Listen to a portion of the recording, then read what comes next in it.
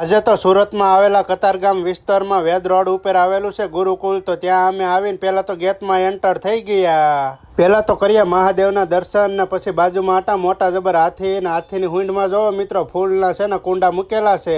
ને પછી મંદિર ઉપર નજર કરી તો હનુમાન દાદા બેઠા હતા. મિત્રો અવડો પંખો તમે ક્યાંય બીજે જોયો હોય તો કોમેન્ટ કરી દેજો. પછી તો સંજયભાઈ 360 રૂપિયાનો ટિકિટમાં સાઇનલો કર્યો ને અમે સીધા આવી ગયા સાંસ્કૃતિક પ્રદર્શનમાં. પછી અંદર એન્ટર થઈ ગયા ને અંદર એન્ટર થતા જ આપણને હનુમાન દાદા અને ગણપતિ બાપાના દર્શન થઈ ગયા. પછી મળી ગયા અમારા સબસ્ક્રાઈબર ને અમને જોઈને થઈ ગયા ખુશ. હવે મિત્રો નિરાતે એક પછી એક બધી વસ્તુ જોઈ લેજો અને બધા ભગવાનના દર્શન કરી લેજો.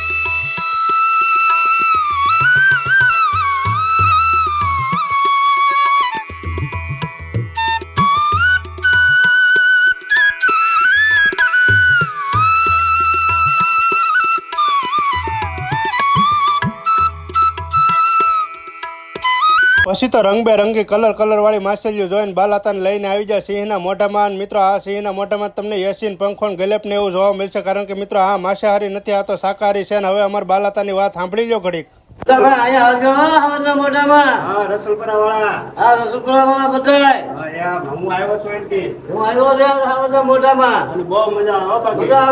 પછી તો અમે ઉપર આવી ગયા ને અહીંયા આવીને જોયું તો અગડગ નળ ચાલુ હતો અને પાણી બધું સાલિયામ જતું હતું, પણ સાલિયું ભરાણું નહીં. પાણી ક્યાં ગયું કોને ખબર, મિત્રો કોમેન્ટ કરી દેજો. પછી બાલાતાને લઈ જાઓ ભૂલ ભૂલામણીમાં. હવે મિત્રો અમારી સાથે શું થાય નહીં તમે જોજો. આમાં ચા જવાનું છે, મને આળું આ ભટકાઈ રે ફટકાણ હોય એટલે આમાં અટવાણ હે ભૂલ ભૂલામણીમાં. જોઈ લે મિત્રો ભટકાણ હે, આ જોઈ લે.